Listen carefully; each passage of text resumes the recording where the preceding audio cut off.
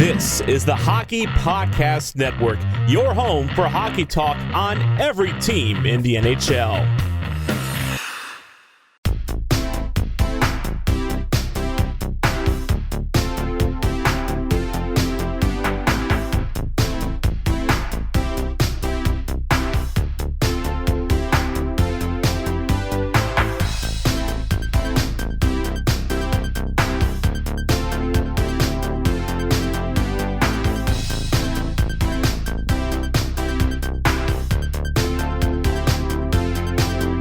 Welcome to Offside by a Mile, the podcast for anything and everything Colorado Avalanche, and the official Avs podcast for the Hockey Podcast Network.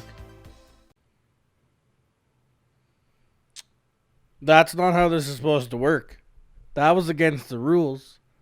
Dallas is supposed to not be able to score, and the top line is also not supposed to be able to score. Yeah. This isn't fair. I quit. I'm going home. No, I'm just kidding. Life isn't fair. What a disappointing game one of the second round of the playoffs for the Avs. 5-3 Dallas Stars with a 3.5-minute goalie pull from the Avs that mustered up basically nothing because Joe Pavelski apparently he's playing second goalie.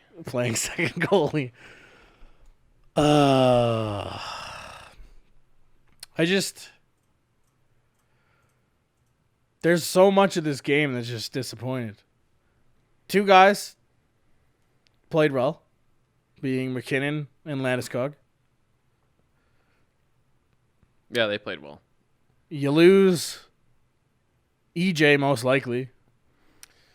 Yeah, I mean, and Grubauer most definitely. Yeah, most definitely. Which is not good, but you know, at least we trust in the Frankie, but it's definitely not what you want to see, especially when he's been doing a bang-up job this postseason and, you know, been steady back there, and you lose a steady hand on the back. It's and then you add an EJ.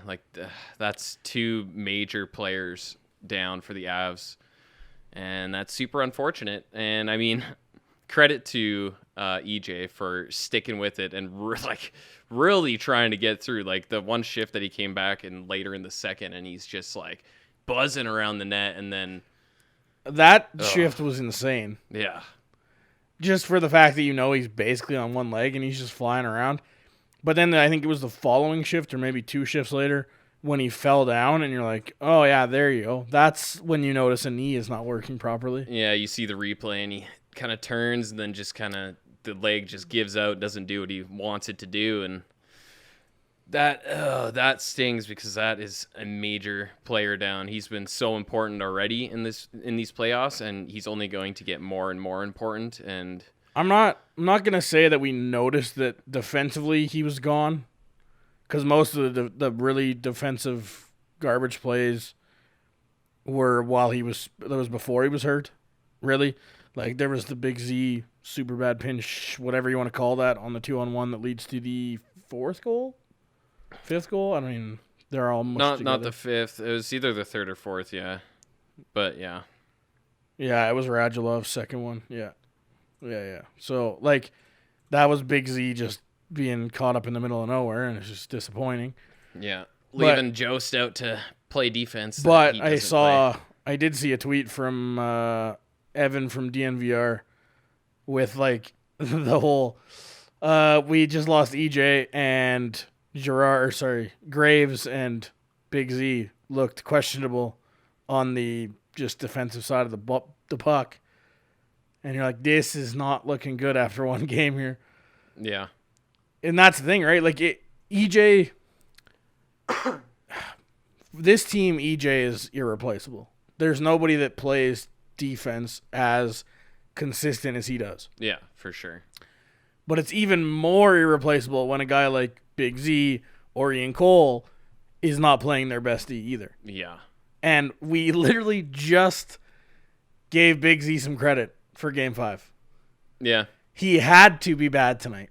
He had to. Yeah, just to, be like, yeah, guys, I'm still not there all the time. He legitimately had to be awful today.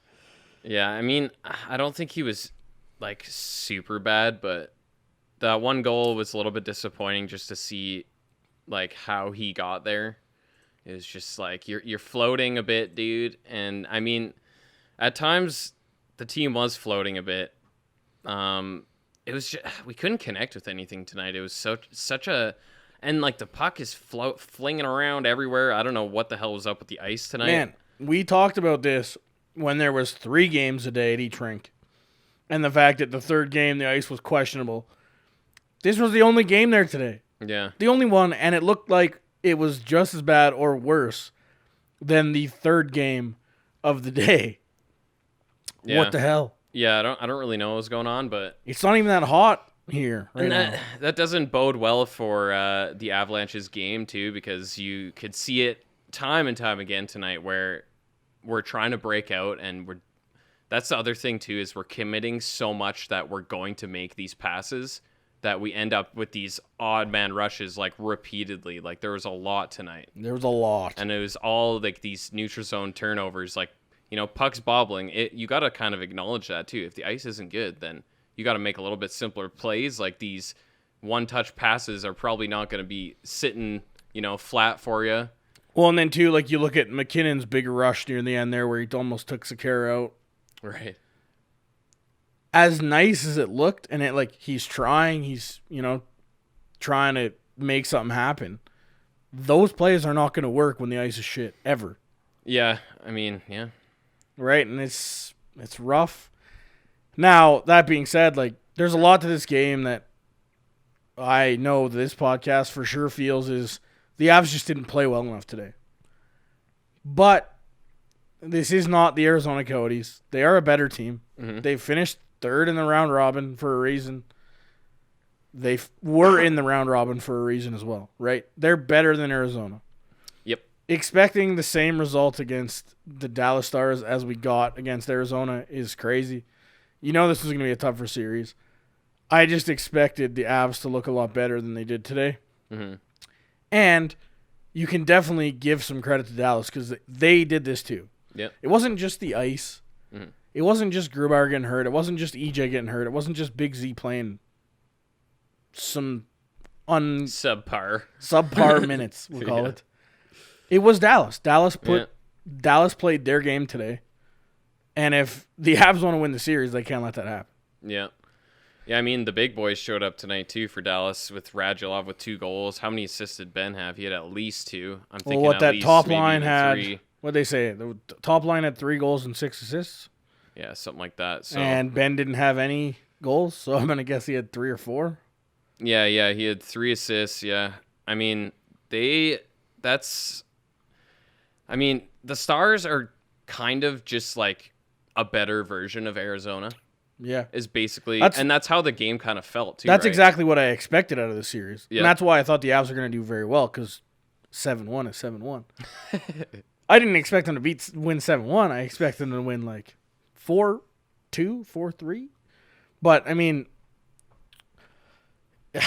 Jared and I don't know if you officially picked this, but I picked 6 games for this series again. And I don't even know. I didn't really put any thought to a pick and didn't make a pick, so like in my opinion, it's a 6-game series for the Avs again. I said that about Arizona too. I know it's kind of like the half-ass fence sitter kind of attitude. 6 games, it's just that number, right? Yeah. But you got to lose 2 games to get there, right? And it's just shit happens. One game where that's one. Yeah, I mean, and if there's any game that we want this to happen in, it's game 1. Yep. It's only one game, and that's kind of my thinking was after the first period. I'm just like, okay, it might not be happening tonight, but, you know, at least, like, we're getting looks. It's not like we're playing terrible hockey. Like, it wasn't a terrible game by any means. It wasn't, that third it wasn't period felt great. terrible to me. The third was the worst of all 3 periods, dude, 100%. I said, and you didn't like it, but Rupe Hintz scores that 5-3 goal, and I'm like, that's it. That's the game. And I just like to have faith. You're like, man, you're going to fucking discount the Avs? Yeah, but they were awful. Like, the Avs were just really not good in the third. Yeah, for sure. And they never was, really found that next. Yeah, it was just a case of they literally didn't make plays. for like the last 25 minutes of the game. Yeah, I Like mean, McKinnon scores near the end of the second, but like there wasn't a whole lot of playmaking aside from that line. And that's why nobody else got on the board. yeah, and yeah, we weren't getting that energy that Normally I have faith in this team too, but that third period was just one of those where you're like, yeah, this is it. it was kind of, yeah, you could kind of see it was a foregone conclusion. It was just, yeah, that's the way this game's going. You know what I think? You know what I think happened? The Avs watched the Nuggets on Friday get absolutely fisted. And they're like, okay, we can't do that. And then all of a sudden they start losing. They're like, nah, maybe we are. Maybe we are. Maybe we doing will just pack it in like they did. For those that don't know, I just followed on Twitter, and like the Nuggets got dusted by like 40 points on Friday. So ouch. rough weekend for the Colorado sports fan.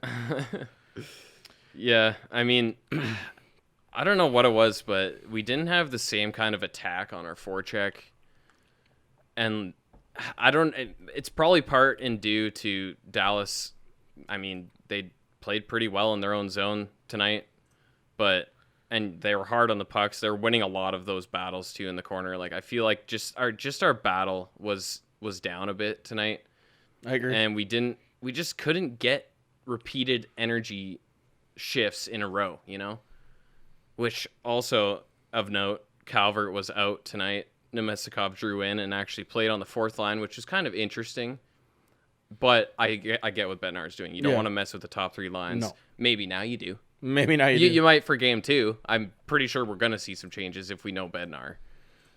Especially, I guess, with EJ out. And then whatever's going to happen with the defense, which kind of scares me because it's like, oh, God, who are we going to have for 6D now? Yeah, I'm really curious to see what happens with DJ here. But as promised, we are going to talk to Michael Farley, fairly recurring guest on the Offside by My podcast, from the Clean Skate podcast, the Hockey Podcast Network's Dallas affiliate. We're going to talk to him in a sec, but before we get into that, this week's Hockey Podcast Network, what do we call these things? Promotional ad thing or majigger. Is for the Europuck podcast. This is, I believe, the old host of the Brits on Bruins podcast. Obviously lives overseas, and now they're doing a European podcast for us. Have a listen.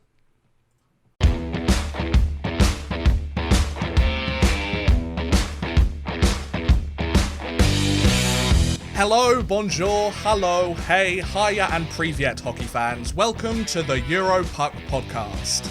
The show where two blokes from Blighty talk about everything to do with European hockey as part of the Hockey Podcast Network. From the Russian KHL to the Swedish Hockey League, the Finnish Liga to the Swiss National League, the British Elite League to the Alps Hockey League, we talk about anything and everything European hockey. Catch our podcast every Friday from August the 28th, however you get your podcasts, and on the Europuck Podcast YouTube channel. The Europuck podcast, giving you guys European hockey.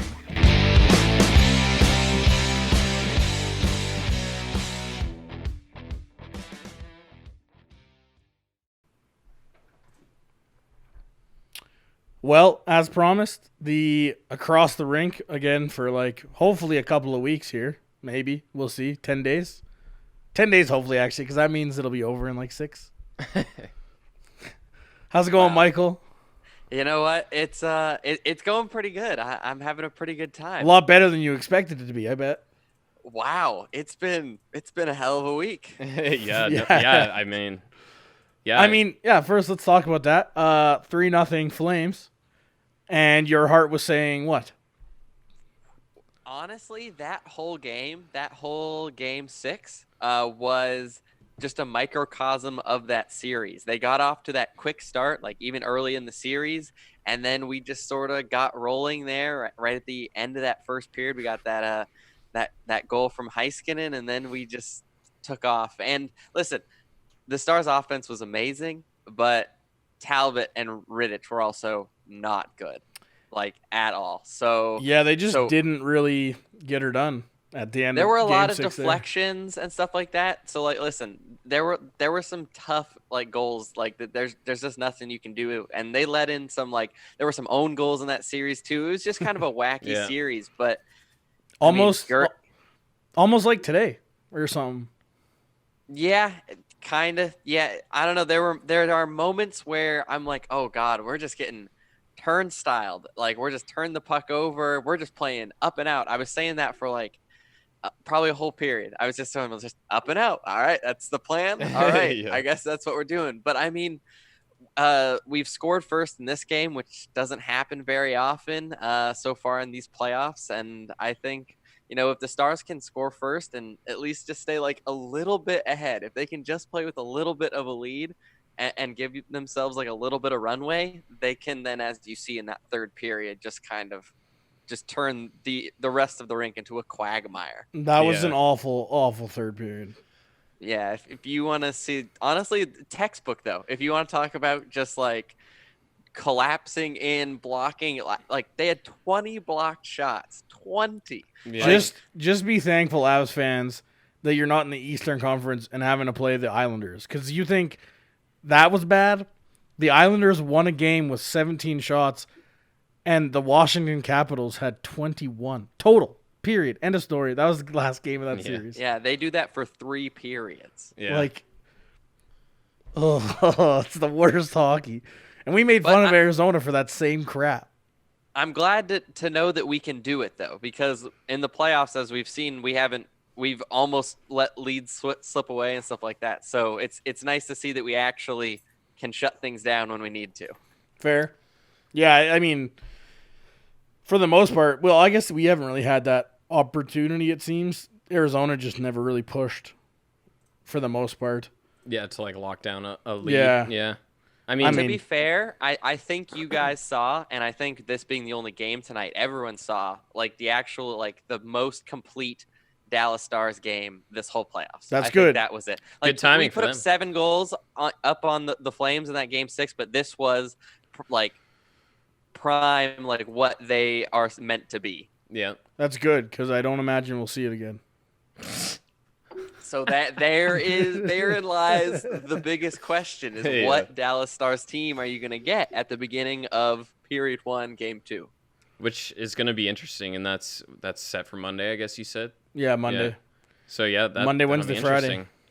interesting. Man, so I guess we kind of talked about earlier, in the round robin, we had you on the show. We talked a bit about Seguin and Benn and, the top guns for the Dallas Stars, and wondering, are they going to make up for their, lack of scoring in the regular season? That's enough of And, that, okay? That's enough of that, garbage. As we see in this game, what would you say about their efforts tonight? Well, I think, to be honest, this has been their best hockey so far all season. And that's kind of rough to say, because the first couple games against the Flames, I didn't think they looked very good. But they started to get jumping, and they were definitely creating chances. But it almost got to the point where I was looking at it, and they were out there against like Gaudreau and stuff like that. And I was like, are they the checking line now? So, but I was kind of questioning that matchup today, too. But now they seem to have found a little bit more. I mean, pucks are going in now, and they've found their scoring touch, which is just horrible for you guys. And it means that they're able to, if potentially, right, McKinnon, if we're able to keep up, that line is able to keep up with the McKinnon production line, then we only have to worry about our bottom 6 against your bottom 6. And we saw, Como and Hintz had 2 goals in there apart from that line. So like the bottom 6 chipped in, and then you win that game 5-3. Mm-hmm. It would have been nice if the Avs second line, did anything today. Yeah, That's part of the problem. Like that Kadri line was just invisible for most parts of the game. It's Kadri, Burakovsky, and who else is on that line? I think it was Donskoy right now. Yeah, I think you're right. Donskoy. They had a couple pretty bad turnovers there. That 1 2-on-1 obviously was Seguin and Radulov. Mm-hmm. Yeah, the turnover wasn't good. The defense afterwards was not better. Yeah, Just a bunch of rough on that play. Burakovsky looked pretty rough today. There was a lot of misplays by him, and like he was driving me insane at the end of that game. Oh man. But I mean, yeah, right when Seguin scored at the start of the game, I was like, oh shit, because like once you get that guy going, you never know, and you could see it for the rest of the game. He had a little bit of jump going and getting his feet going, and he's a little scary when he gets going like that. So it was such a Dallas Star goal for Seguin to score there too, because that puck could have literally gone anywhere. Seguin hits a knuckle puck, and it just goes posted in, opposed to right down the middle or into the corner or whatever. And it's just like, I watched it against Calgary, and the amount of just crap that just went in, like even the Como goal, right? Like how the hell does that find a way in? That first period could have easily been Avs leading, and all of a sudden it's 3-1 Dallas because of 2 goals. You're like, oh man, really? Yeah, and I think that helps kill opponents' momentum. I've found, especially in the Flames series, the Flames would start building momentum, and then we just chop a puck at the net, and it pinballs around, and it's in the back of the net, and that just like sucks all the wind out of their sails. Like it completely kills momentum, and then we're able to build off of that, which is like you see, it's just like there's some fluky goals that got tossed in, and just like the weird ones or the ones where you felt like you were building momentum, and then we just walk down and score on our one chance. That's classic. I mean, that's what we're trying to do, right? We're trying to build that lead on a counter and then sit on it. I mean, they did a good job. The Stars did a good job with that too. And I mean, if that's how they're scoring, and they scored like you guys have already said, they've scored quite a few, I don't know if you want to call them ugly goals, but I mean, they all count the same. That is a playoff goal and a half every single time. Right. And if that's the way that they're going to go in for the Stars, and they're committed to kind of, getting pucks into that area, I mean, it's going to be a long, tough series here for sure. Well, we said the same thing, right? Like late in the game when the Avs had the goalie pulled, we're sitting there. Hudobin has no stick. Where does Rantanen fire it? He fires it right into his chest. There's 3 guys standing in front of the net. If he just rips that into their feet, you never know what's going to happen. Hudobin's going to save that in the chest every single time. Yeah, the Avs could use a little bit of that mentality that the Stars right? are Like having I'm not saying you go with the hope and pray and like I'm just going to throw in front of the net in the feet, but when the goalie's got no stick, leave it on the ice. Leave that puck on the ice every single time. Yeah. And I think it helps though that our forwards are blocking shots. Oh my God, at the rate that they're doing, like they're just taking it. They're walking into machine gun fire, especially from those points that you guys have, like your point guys up top. Like they're just raining it down on them, and like so I think that the fact that we're squeezing so tight and blocking so many shots, like you get frustrated because you're like, well, if I'm trying to pass, they're breaking up the seam pass, or the pass gets through and Hudobin makes a just like starfish Patrick the Star. Like he made some amazing. He made some really nice stops tonight. Yeah, he's looked like really good, and like there's like there haven't been that many goals that I look where I say I feel like he should have had that, and that's really all I need for him. If he can save the ones that he should have, and then make those few extra amazing saves, like that's all we need from him. I feel like as well, like just going from the round robin games that Dallas played, they didn't look completely committed into, their style of play and everything, right? But you definitely saw a switch kind of flick on for them, throughout that Flames series. And now we're seeing the actual Dallas Stars, who they can be, and it's kind of that game really reminded me of all the games we played in the regular season, and because that's kind of how most of them went. Aside from the fact that it wasn't 1-0 or 2-1, right? That was a regular season Avs versus Stars game right there. Yeah, a few more goals, but yeah, you're right. Like they get the lead and they collapse so well, and like we kind of already said, Pavelski was just like that guy. I mean, former captain, like. He was just everywhere. Like that's such a clutch player to bring in for them. He, like we were talking during the third period when he's making all those nice blocks and some of the other nice plays he was making.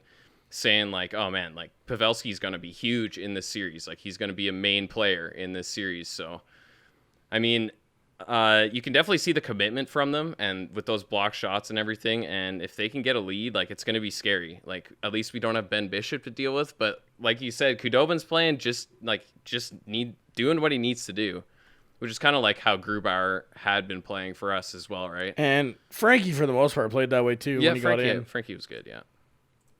I think personally, if I were you guys, I would be mad about the Hintz goal. I would have liked him to have that one. I would too, but it was off Cole's stick, and it's one of those ones that it ended up being a really good shot because of that. It's also the turnover that ends up getting on a hint stick. You're like, yeah, guys. Yeah. That is true. But I feel like this break, the whole break between play and the bubble, really tailored to the older teams. Like you see what Chicago did to Edmonton. I think if we had gone straight from regular season into playoffs regularly, no COVID break, I think Edmonton beats the brakes off of Chicago coming straight from regular season into the playoffs. I think part of that Chicago had that break, and that means Taves, Kane, and in the Stars case, Pavelski and Perry, now they're playing in the games that matter, and they're a little bit rested, and they know what they have to do. So they didn't have a very good regular season, but it doesn't matter because the way that they play, even at this older age, is playoff-style hockey, and you're seeing it now that they're doing what they have to do to win. And I think that, the older guys sort of lead that way, and then our younger guys can then, sort of play underneath them, which is nice. Yeah. And then especially for Perry too. Perry looks game. He's a pain in the ass as usual, but he actually looks like he can play hockey right now, where in the regular season it doesn't. Yeah, he seemed like he was losing a lot of steam over the course of the regular season, and he just kind of wasn't himself. And you're definitely right about that because, I mean, Perry looked really good tonight. There's that part. He's not fast. He's not fast at all. Not at all. But he's still got hands. He's still got a good shot, and he's playing on a line with Gurianov, so he doesn't have to skate. Right. Who's also the guy scored 4 goals in that last game, which is insane. I think youngest player to do that. Youngest player to score elimination game or something in a series clinching game or something. But that was insane. Well done for him. But I was trying to find exactly when it was. I can't remember. My notes are so messy, but there was a point in time, I think it was in the second period or something, but that Perry line they had him hemmed in for like a minute and a half. And Perry had a number of opportunities in there too, and he's leading the way. Like, I mean, that's a little bit of a scary thing about the Stars is that they do have a lot of veteran presence on that roster, and they know how to play in these big games. So it's not going to be a cakewalk, that's for sure, for either team. Like, the more I'm thinking about it, and you were kind of saying that you had picked Avs in 6, the more I'm thinking that this is going to be a 7-game series, just because I feel like these teams have matched up so well throughout the season. And man, before the break, I remember we were all talking because it was almost not set in stone, but it was looking more and more like it was going to be a 2-3 Colorado Dallas, and that was going to be the first round. Which I'm loving that it's the second round, and then we still get this matchup, which is just perfect. I don't know if you noticed that, Mike, but freaking every single second round series is divisional. Did you notice that? Yeah, I did. I did see that. I saw a tweet that pointed that out last night, and I'm like, hilarious how this is the second round we get, and all the people that bitch and moan about the current playoff format, obviously not COVID playoff format, but normal, it's all divisional. And, look, you get divisional games. It's just the way it's going to be, man. Yeah. Yeah. It's just the way it goes. But it's, again, I'm really super happy that we see the Dallas Avs series. It's going to be a great series. Super happy that whoever wins doesn't have to play St. Louis. Problem is you're going to have to play Vegas. You never know. I can't give Vancouver credit. I can't do it. Yeah. I know you don't want to. I'm with you guys. I can't do it. But yeah, I mean, it was a good game. Good first game. I mean, for Dallas. not so much for the Avs. I mean, could have done more for sure, but good first game for the Avs when it comes to the first line. That's about it. You could tell we missed Calvert for sure. Like as much as Nemestikov coming back was a good sign and everything, and we love Vlad too, but like Calvert has that punch of energy, you know. We definitely missed that, and he's got insane wheels as well, as he was shown in Game 5 or 4 and 5 in that Arizona series. But okay, injury question. Yeah. Actually, go ahead. Whatever you're gonna say first. I was just gonna say I'm hoping for a Perry Kadri. A little something. showdown. I just want something. That would be fun. I'm down. My problem with them though is I don't feel like same with I was hoping for a Perry Kachuk little battle, which we didn't get. Well, we sort of did. But, I bet we would have if not a full series. Yeah. I'm hoping for I don't know, just something nasty. I mean, I'm sure something's going to come out, especially next game. As much as I'd like to see that, I don't want to see it because I know what Kadri does. Just don't get the anger switch on, you know. When you turn, when you flip the switch, that's the end of Kadri, and we can't have that. I think Perry knows that. Like, I know, and I think they know that. Okay, speaking of greasy plays, you see that Jamie Benn greasy play? Do you see it floating around Twitter? Oh, on Johnson. So after Erik Johnson was already hurt, one of the Avs, it was like for Avs virtual game or something. They were hosting a watch party on their web page or whatever. One of the cameras caught Jamie Benn running a knee right into EJ's bad leg. Nice and greasy, classic Jamie Benn. Just pour some salt on there. Oh, you know? Fuck that guy. Here's I just kind of do this one. Yeah. You have Corey Perry and you have Jamie Benn. What was it? Tom that was talking about, or no, it was Hockey Troll, I think, talking about watching the crazy eyes and Jamie Benn or whatever in the Slack chat. He's already off to a great start. Honestly, it's been weird because, like, especially against Calgary, Perry scored some clutch goals, and I was like, Perry, you beaut. Yeah.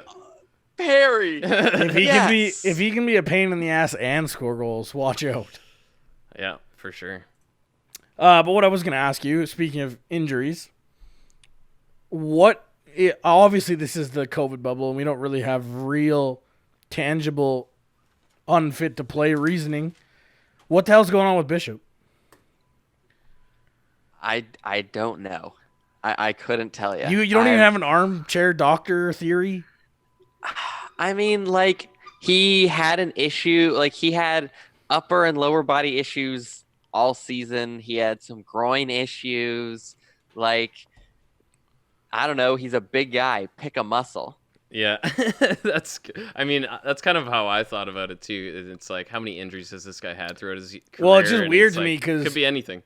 It's weird to me because they showed clips of Pavelski almost hitting him in the balls with a baseball at Commonwealth there. So it's weird to me that he's healthy enough for that, like for some actual like half decent physical activity, but not to play. I don't know. It's strange. Maybe he had a fever or something. Like, I don't know. Like, but I feel like if it's a sickness thing, he wouldn't be out doing that kind of stuff, right? That's the right. Yeah. So, right. All this, like, it's like watching the Pasternak stuff in Boston, right? Like, every time he was in the building, you're like, okay, well, it's not sickness, right? You know that he's not sick, or he wouldn't be there. I'm not saying COVID sick. Nobody's COVID sick apparently, which is awesome. Which is awesome, yeah. But, you know, like Tuukka Rask, he missed that one game because he said he had sniffles or something. And they're just instantly, like, unfit to play, right? But, again, they wouldn't be at the rink. They wouldn't be at the facilities doing their games and stuff, right? It's just weird to me. It's just a weird, like you said, pick a muscle. Okay, well, how many muscles can you go fool around and do stuff and recreate? I wouldn't, to be honest, I wouldn't be surprised if Colorado comes back and wins game 2, if we see, Bishop might play game 3. Yeah, maybe Bonus, who I don't really like. I'm not giving him a ton of credit for what we're doing right now. I haven't been super happy with Bonus, but maybe he is an actual genius and is just big braining this whole thing, and it's all a mind game. So like we start to falter a little bit, and then he'll be like, but Bishop, and then throw him in there. What happens when Ben Bishop's agent comes out with a comic of a sword stabbing him in the back? Oh God.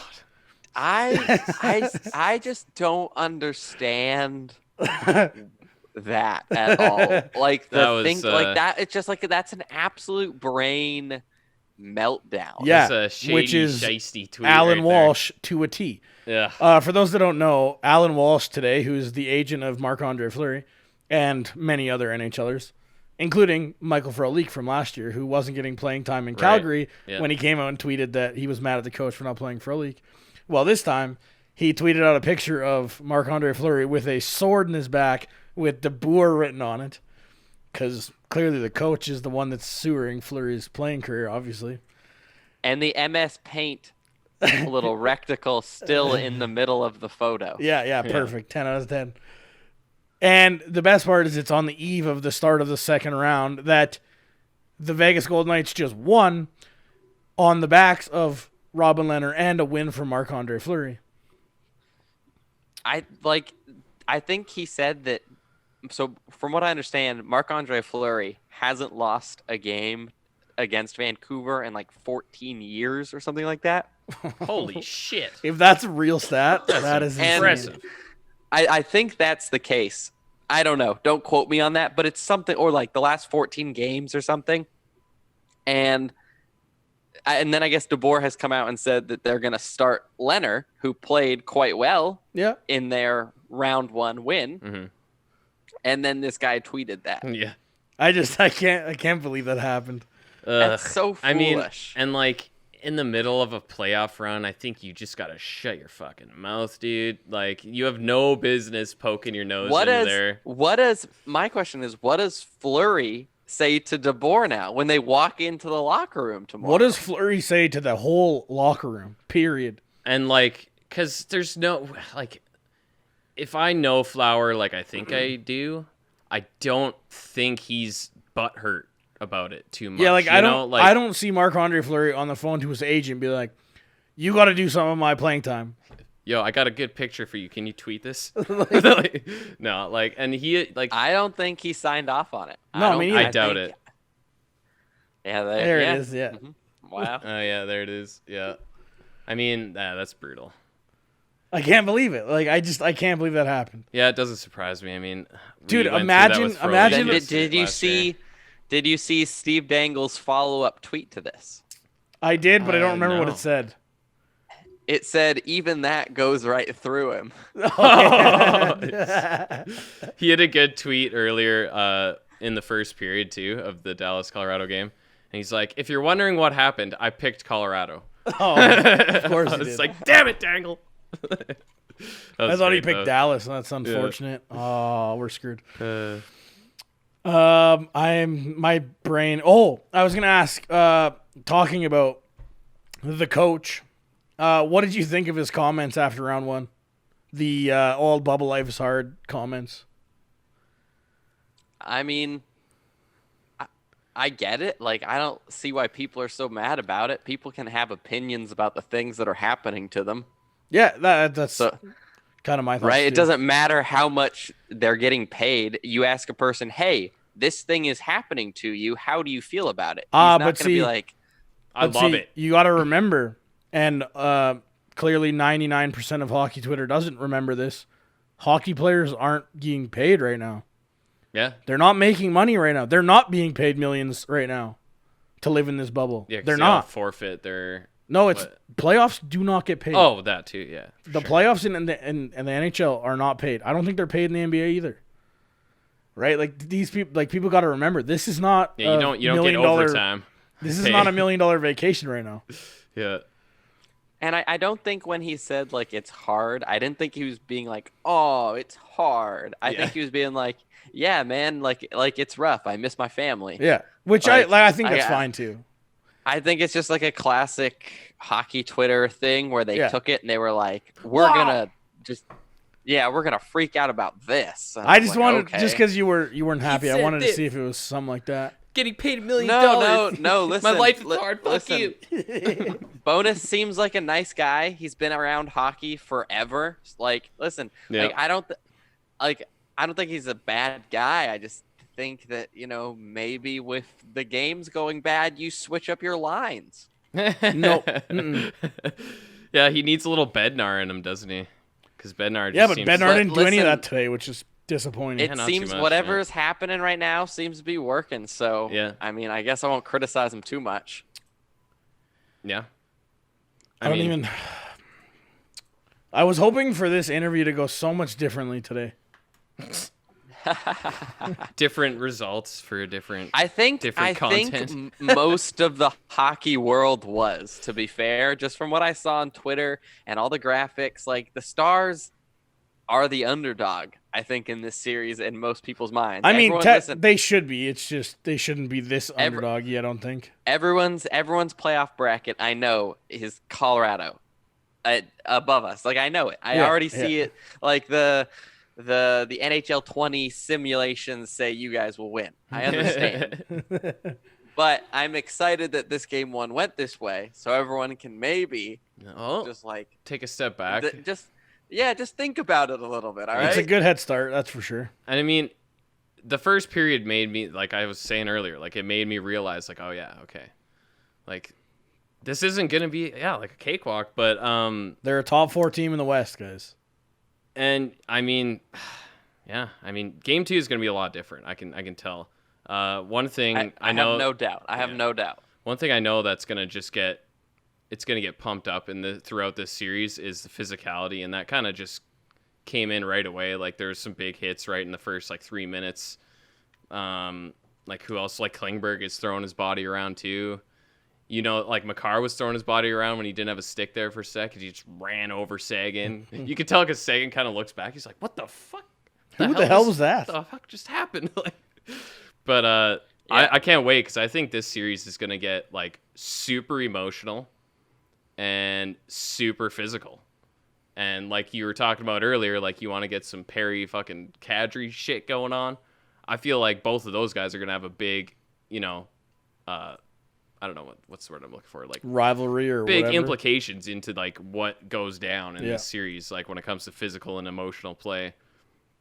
But damn, like Klingberg reminds me a lot of Makar. I guess you could say it the other way around a bit too. But like both of them are just like, I felt like Klingberg had such a good game today. He's like such a clean player, like clean as in just like his movements, his passing, his decision making. He was making a lot of good breakouts today and playing the body, and like he's got great puck control. And I was kind of saying earlier, I was like, where the fuck was this like the whole season, man? I could have used some more points in my pool because I had Heiskanen and Klingberg. But man, like their defense, like Dallas Stars defense is like on the same trajectory as the Avalanche's defense. And like these two teams are going to have two of the best offensive D lines out there for sure. I have a hard time not just drooling every time Heiskanen walks the puck up through the neutral zone. Like it is just effortless. It's beautiful. Yeah. That like the fun thing about this series is there, like just from a hockey fan perspective, there are so many gorgeous skaters in this series. Like there are just some phenomenal skaters. And if you like the little details of hockey, just watching all the people and just the little moves and stuff just to get people through neutral zones and stuff like that, it's just it's breathtaking. It's amazing. There's a reason 100%. when Mark Stone was being traded from the Ottawa Senators and he was linked to the Dallas Stars, the only thing that could be said about that trade was no Heiskanen. Period. End of story. Yeah. Yeah. There was a reason, and this is why.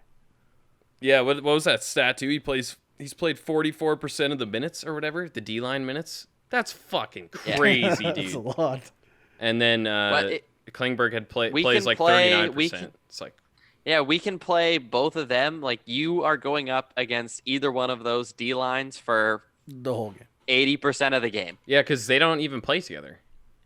Like The less time we have Sekera and Taylor Fadoon on the ice, we feel that way about two of our D-men as well. that being said, though, the Avs have to take advantage of that, and they got to make them pay. I think I said it a few episodes ago. Remember the last Chicago Blackhawks Stanley Cup? They had 4 defensemen. Mm-hmm. It wasn't even like those bottom 2 guys. They didn't even exist. Like they didn't even get 10% minutes. They got none. Yeah, there was like big chunks of period. Brent Seabrook they would not play. Yeah. Brent Seabrook, Duncan Keith, Hjalmarsson, and Daly. Yeah. And that was the only 4 guys they played, and it worked for them. But if you can attack that and make them tired and beat them up, all it takes is EJ going down for them, basically, right? Like, the Avs just lost EJ. I'm guessing not playing game 2. If, heaven forbid, that happens just accidentally, right? Like, that, man, it's huge. Yeah. But you start running some bodies around. Like, EJ's wasn't malicious today. He just got hit. It was just a weird little funky play. Now, Jamie Benn being a little dicky after, different story. But the original one was nothing. Yeah. If you just run guys into the boards, eventually that might at least wear them down, right? The Flames tried. Like, Milan Lucic tried, but he couldn't catch them. Yeah. Yeah, and I think you even see, like, on the goal where Klingberg sort of shrugged off the hit from Zadorov and made the little pass over. I think it was for that Hintz goal. That was like something that the Flames were trying to do. They were like, okay, we're gonna run their defense into the ground, and they were kind of like, I even watched their post game. They were like, okay, run us then. We'll pass it around you, like. Yeah.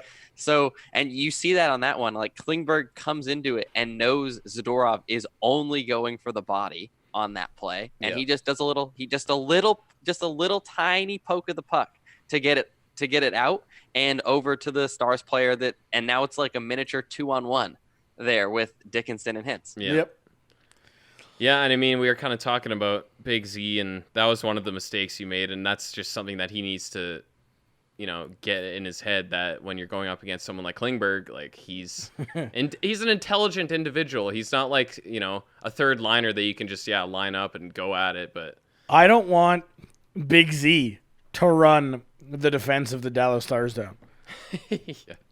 That means you're playing defense on them. I need it to be like Kadri and Calvert and Belmar and stuff like that, like in their end, right? Like playing the body on Klingberg in the offensive zone is insanity. He's going to beat you, period, pure and simple.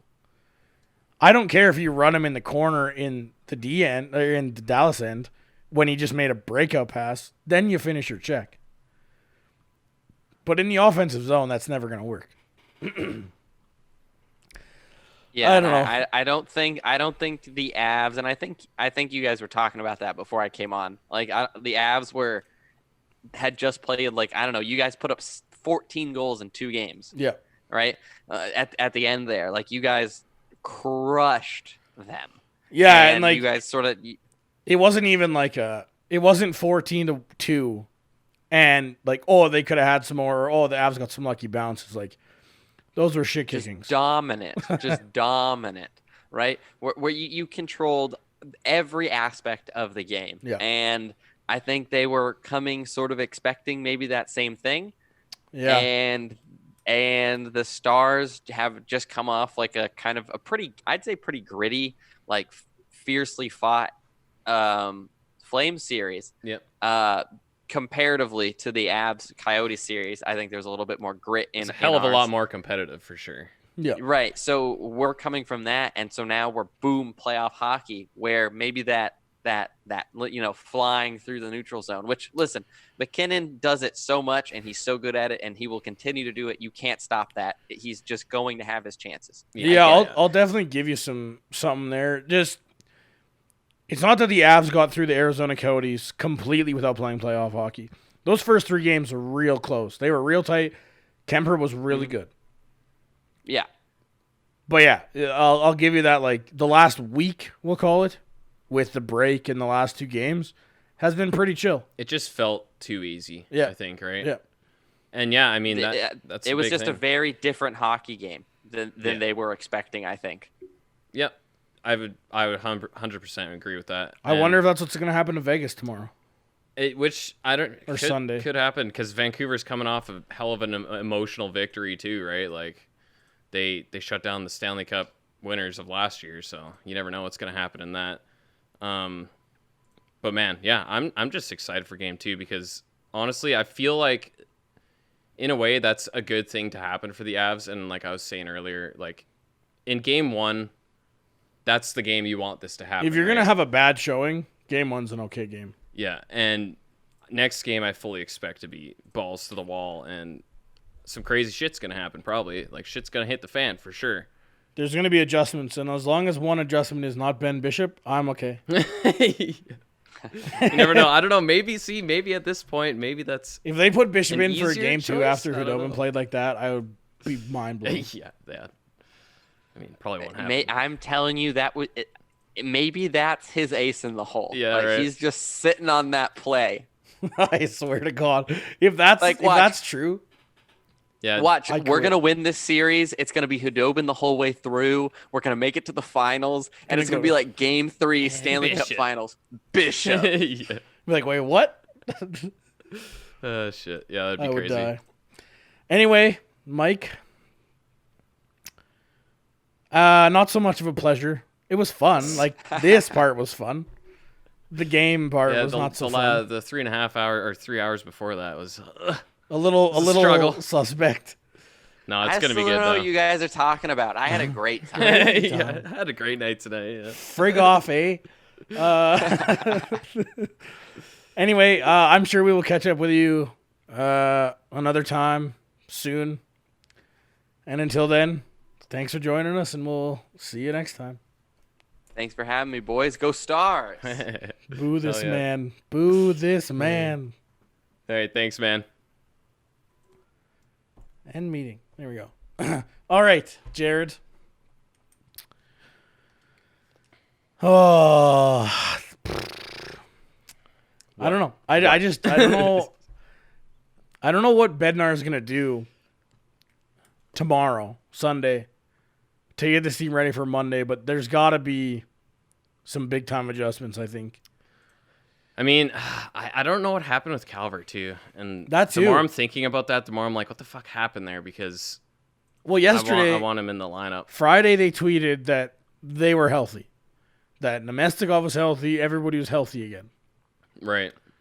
And then all of a sudden today, And his game Nemestikov time is decision. Yeah. Nemestikov's in, Calvert's out, unfit to play. What the hell? Yeah. Maybe it and is yeah, the sniffles. Maybe. Because they didn't show him in the building. I feel like they would have shown him. Yeah, they didn't even show him in the stands or anything, did they? Yeah, Or press which- box, I mean. That being said, like he's not Who a knows? big name guy, so like Yeah. maybe that's why. Could have been that. Could have been anything.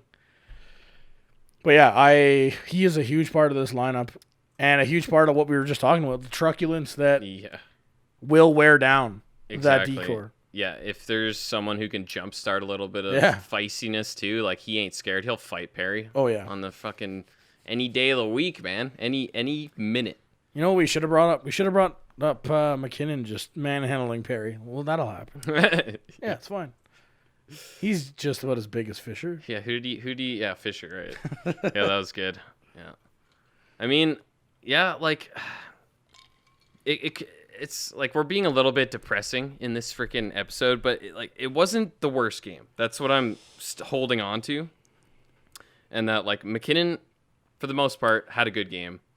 Landeskog was playing like a fucking beauty tonight. Dude, that goal he scored. Oh my god. I don't Like know why I just clicked there.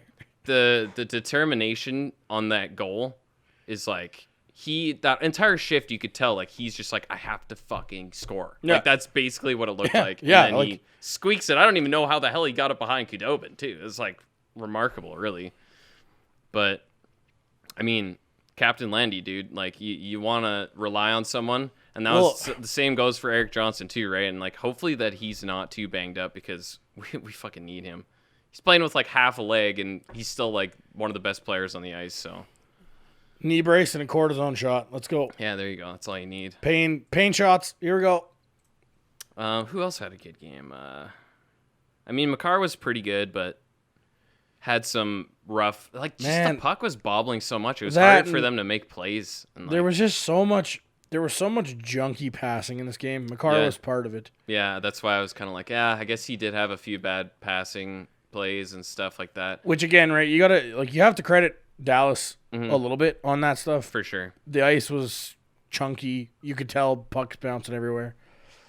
But they were on top of it, though. It is a case of Dallas making the plays harder. And they were playing simpler, right? Yeah. They weren't trying to make those crazy plays. The part that gets me, that's really like bothering me about this game, is I legitimately don't remember a second line shift that was even remotely scary. Yeah, and offensively. And I can distinctly remember some good third line and fourth line shifts. Yeah. So yeah, you're right. That's what scares me. Is like that Kadri line was atrocious. Yeah, it wasn't great, and he was fine on the power. Like Kadri himself was okay. Yeah, but the line was. But rough. even Kadri didn't really have that same kind of jump and the same kind of feistiness on the boards and everything. Oh no, there we go. Okay. But yeah, I talked about Burakovsky earlier. Like he had a terrible game. Donskoy was pretty much invisible. I didn't really notice him too much, which is probably a bad thing. But Burakovsky coughed at the puck a lot tonight. Kadri had 21 minutes ice time. Donskoy had 16 minutes ice time. Like, Burakovsky was 15 and change. Like, it's just weird to me that it wasn't like I was not watching the game. It's just one of those where I'm curious. I don't know why. I feel like that's a place too, and maybe we see that in game 2, but that's a place I think where Bednar almost would normally step in and be like, okay, well, we have Nemesnikov on the fourth line. Why would they not inject him into that second line and try and create something? Yeah, he's been off for like a week. Well, but Michael just said how he doesn't like what Bowness does. Yeah. And he doesn't change lines. Bednar, we talked about like in the Arizona series, he changed the forward lines in a 2-1 hockey game. Yeah. He changed the D pairings in a 2-1 hockey game. What the hell? Yeah. They were awful tonight. Yeah, we could have used that. Yeah. They didn't have any energy tonight. Yeah. In the bottom three lines. I feel like, if I was Bednar, I would have switched out, Donskoy, put him on the fourth line, throw Nemesnikov up. And I feel like even the third line had its looks, you know? Like there was that one shift, I think it was in the third period, where Jost just kind of took over a shift, him and Nishushkin. Yeah. They had some really good cycling down low. That was that one where you got a really good chance off, right? Yeah, what was it, 6 minutes in or something? 14 minutes left in the third. Yeah. And they're making that's the other thing I was thinking about too, is so when Calvert comes back, because that was even earlier on in the day when we heard Nemesnikov was going to be back, I'm like, well, shit. Are we taking out Jost then? Because Jost has had his fair share of looks, and he's played really well. Grade A effort, man, for most of these games. Yeah, he's taken a couple of questionable penalties, maybe, but his effort's been there. Yeah, so that's the other tough thing, because when Calvert comes back, you want Calvert in the lineup. 100%. You want Nemesnikov in the lineup too, but I want Jost in the lineup. I feel like he deserves to be there. Him and Comfort are playing well on that third line with Nishushkin, which somehow still doesn't have a fucking point. I just don't get it, man. He'll get it eventually. He's going to get a big one in this series. I think he's literally the only Av without a point now. I haven't looked at it, but I think that's what it is, which is crazy. One. He is getting one in this series that is going to be huge. He's going to score. I mean, if there's anybody on this team who, scores a big goal against the Dallas Stars, it's got to be Nishushkin, right? It's got to be Chuchi. Just be like, you passed me up. You bought me out? Yeah. Bitches. But yeah, I mean, enough of this garbage, depressing stuff. Yeah. For those that watched us live after the game, I mean, it was a tough one tonight. For those listening Monday pregame, let's go Avs. Game 2 will be a different story. Yeah. Yeah. We're going to turn it up here. We're going to turn it up. Thanks for tuning in, and we will catch you on Wednesday after the game. Adios, muchachos. The biggest thing you can do to support us is by going to iTunes or Apple Podcasts and giving us a 5-star rating. Also, if you're looking to donate to the network, visit the Hockey Podcast Network's Patreon page. All donations go straight to the podcast host. Thanks, and see you next episode. You're listening to the Hockey Podcast Network on Twitter at HockeyPodNet. New episodes every Monday and Thursday. Download at thehockeypodcastnetwork.com or wherever you get your podcasts from.